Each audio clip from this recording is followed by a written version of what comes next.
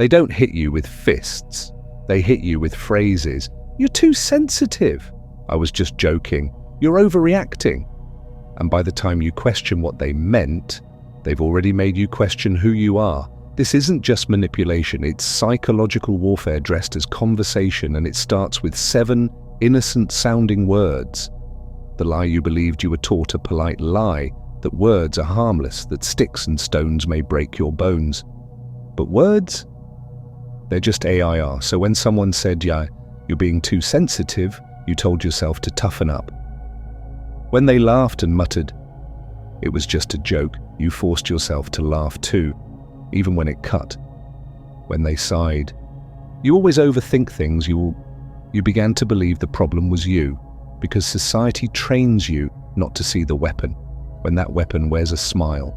No one warns you about the soft abuser, the one who uses language, not violence, the one who frames their harm in plausible deniability, the one who twists the knife and calls it concern. They don't yell, they don't rage, they reframe, they turn your memory into confusion, your reaction into overreaction, your truth into exaggeration, and the genius of it, it sounds calm, it sounds rational, it sounds like someone trying to help. But let's be clear, these aren't innocent comments, they are strategic micro-erases of your reality. Watch the pattern, you always take things the wrong way. Why can't you just let it go? You're making something out of nothing. You're imagining things again. I never said that. You must be remembering it wrong. You're not being logical. You're just tired. Each phrase is a code, a cue, a slight nudge that shifts the focus from their behavior to your reaction. Now you are explaining, you are defending, you are unsure, and they've said almost nothing. That's not just manipulation, that's control by confusion, and they'll use the world's language to back them up. Because these phrases, they don't sound abusive, they sound reasonable, they sound like someone trying to keep things calm, someone just trying to de-escalate, someone concerned for your mental health. But make no mistake, when a person consistently uses these, what they're actually doing and why, let's strip the illusion, because this isn't confusion, it's choreography, and you were never in control of the script. See, the manipulator doesn't speak to communicate, they speak to control the frame. That frame is the story. And if they control the story, they control your identity inside it. When they say you're imagining things, they're not denying an event. They're erasing the frame that holds them responsible. When they say you're overreacting, they're not soothing you. They're shrinking the scale of what they did. So you'll shrink your response to match. It's never about the facts. It's about the narrative control. Because once they own the story, they own you. These phrases, you're just tired. You always make things complicated. You never let anything go. They don't emerge randomly. They appear at the exact moment you start getting close to truth, close to setting a boundary, close to seeing the game, close to confronting them. And suddenly you're not confronting, you're being difficult. They weaponize words like a magician hides coins, not by distraction, but by redirecting your focus. So instead of looking at their actions, you start analyzing your reaction. Instead of asking, why did they say that? You ask, why do I feel this way? And just like that, you're back in defense mode, doubting yourself, explaining, shrinking. But let me make this brutally clear. This is not miscommunication. This is strategy. These phrases are surgical. Every word has a purpose. Every praise is crafted to reframe the truth, invalidate your reality, trigger your self-doubt, and maintain control without looking like they're in control. Because if they said, shut up, you're wrong, you'd fight back. But if they say, I'm just trying to understand you, but you're really emotional right now, now you look like the aggressor. You become the emotional one, the unstable one, the unreliable narrator in your own story. And then they get to look calm, reasonable, rational. That's not peacekeeping, that's power laundering.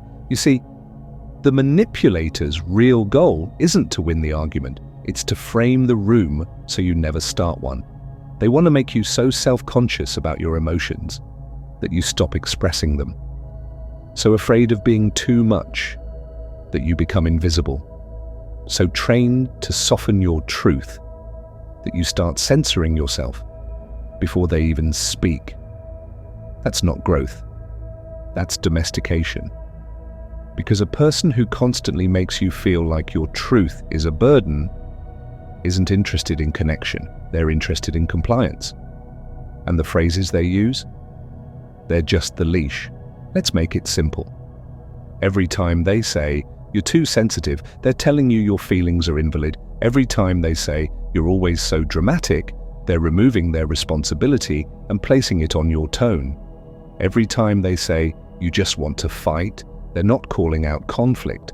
They're preemptively discrediting your boundary, because now any attempt to stand up for yourself can be framed as aggression. This is not argument, it's architecture. They're building a story where they are calm, reasonable, and logical. And you? You are emotional, irrational, and unstable. Even if it's not true, especially if it's not true, they will repeat it until it becomes the story everyone believes. That is the genius of soft power. It doesn't force you to submit. It convinces you that submitting was your idea. So here's what you need to know. You are not too sensitive for noticing patterns. You are not too much for needing accountability, and you are not overreacting for being impacted by cruelty that was designed to look kind. This is not your failure to stay calm. This is their skill at staying undetectable. And the moment you name it, the moment you say, "I see what you're doing," the power begins to shift, because nothing terrifies a manipulator like losing control of the frame. When you start seeing it and they start panicking, you don't announce it, you don't scream it, you don't even say it out loud, but something inside you shifts. The first time it happens, it's subtle. You feel the words coming, that old impulse to explain, but you don't. You pause, you watch, and in that silence, they flinch, not because you raised your voice, not because you fought back, but because, for the first time, you didn't play your part. And that's when the panic begins. See, manipulators don't fear confrontation. They thrive in it. They count on it. They want you flustered. They want you emotional, because the moment you react, they regain control. But silence? Silence is something they can't script for. It disrupts their rhythm. It makes them improvise. It forces them to show their real face. And they hate that. They'll start probing, first softly. "You've been off lately. I don't know what's going on with you. Why are you being distant?" What they're really saying is, "Why aren't you falling for this anymore? Why aren't you breaking character?" Because their control was never physical. It was psychological, a dance of subtle guilt, constant reframing, and low-volume gaslighting dressed as empathy. But you stopped dancing, and now they're stepping on air, so they escalate. They throw the bait harder. You're acting cold. This is why no one sticks around. You're so guarded. I never know what you're thinking anymore. And that's the irony. They don't miss your voice. They miss their access to your reactions. Because as long as they could make you explain, they could stay in control of the story. But now they don't know what you're thinking, and that makes you powerful. Not because you're hiding, but because you're no longer leaking. Understand this. When you begin to see clearly, you begin to move differently. You stop oversharing. You stop apologizing for your instincts. You stop trying to make liars feel understood. You no longer rush to soften the truth just to protect someone else's image. You start protecting your peace instead. And the moment you do, you become unpredictable. And to the manipulator, unpredictability is danger, because it means they no longer know how to control you. And if they can't control you, they can't feel safe around you, they'll say you're different, they'll say you've changed, they'll say you've shut down, but don't mistake their fear for your failure, because they're not grieving your distance, they're panicking over the loss of their power. And let me be clear, when someone starts projecting harder, accusing you of being mean, selfish, emotionally unavailable, the moment you set boundaries, it's not about who you are, it's about the version of you they lost, the version who over-explained every feeling, always gave the benefit of the doubt, mistook red flags for character flaws they could help fix, apologized just to keep the peace. That version is gone, and they feel it, even if they don't fully understand it. Because now you're no longer needing to be understood. You're simply seeing the pattern and walking away from it. And here's what's terrifying to them. They don't know what you'll do next. They don't know how far your awareness will go. They don't know who you'll talk to, or what you'll say, or what you'll finally stop tolerating. Because the moment you stopped performing, the illusion cracked. And the truth? They were never in control. They were just predicting you. And now that you're not predictable, they can't prepare for you. And that makes you untouchable. This is the point where the manipulator spirals, and publicly, not always loudly, but internally.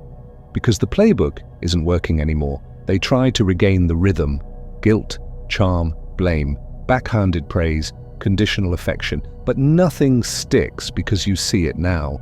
You see how every compliment comes with a hook, how every apology is a prelude to another excuse, how every "you're too emotional" is code for "stop noticing what I'm doing." And now that you've named it, you can't unsee it. And once you can't unsee it, you can't be used by it. So don't apologize for the silence. Let it speak. Let them feel the weight of a room they can no longer control. Let them guess what you're thinking. Let them sit in the discomfort they used to dump on you. Because when you go quiet, their echo chamber collapses. And for the first time, they're alone with the version of themselves they can't manipulate. And that's when the game ends. The cold reversal, how they collapse when you don't return. You didn't storm out. You didn't leave a message. You didn't beg to be understood one last time. You simply stopped explaining. No closure, no recap, no dramatic punctuation mark. Just a quiet decision. I don't owe this anymore. And in that silence, they heard something louder than every word you disappear. And the world adjusts. Don't expect applause when you go quiet. Expect discomfort. Expect confusion. Expect whispers behind your back. Because your silence forces people to hear the truth they ignored when you were explaining. The truth they dismissed when you were pleading. The truth they laughed at until it stopped showing up. They don't miss your voice, they miss their script, and your silence destroyed the scene. You'll be called cold, arrogant, distant. Let them speak, because the man who speaks less moves differently. And when you no longer explain, the people are left to sit with what you didn't say. And sometimes that silence cuts deeper than any confrontation ever could. Silence is not retreat, it's recalibration. It's not passive, it's posture. It's how you let the world know, I'm no longer here to be understood. I'm here to be unreachable to those who once consumed me with kind eyes and cruel intentions. Because once you learn the language of manipulation, you stop translating your soul to be palatable. Once you see the cycle, you stop apologizing for ending it. Once you understand that not everyone who calls you too sensitive deserves access to your softness, you stop offering it. So no, you're not broken for going silent. You're finally whole. Because the man who always explained himself was still looking for permission. The man who always kept the peace was still hoping for fairness. The man who always made space for others was still scared to take up his own.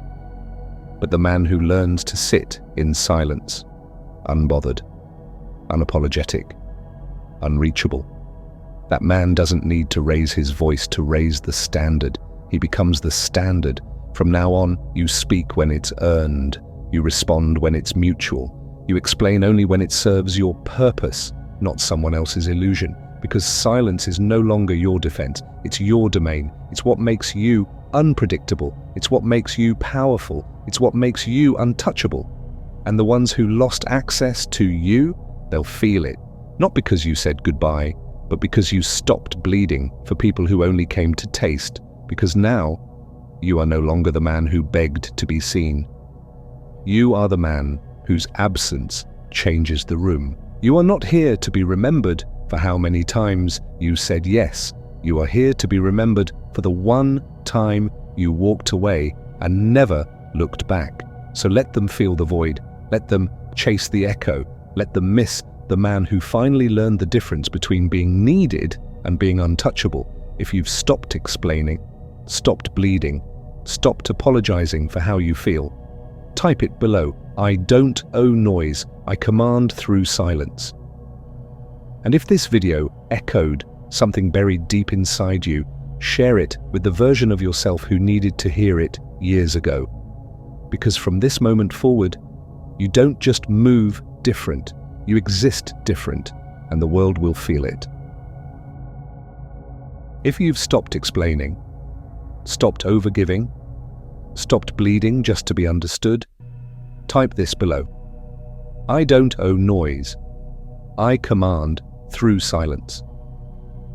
And if this video echoed something buried deep inside you, share it with the version of yourself who needed to hear it years ago, because from this moment forward, you don't just move different, you exist different, and the world will feel it.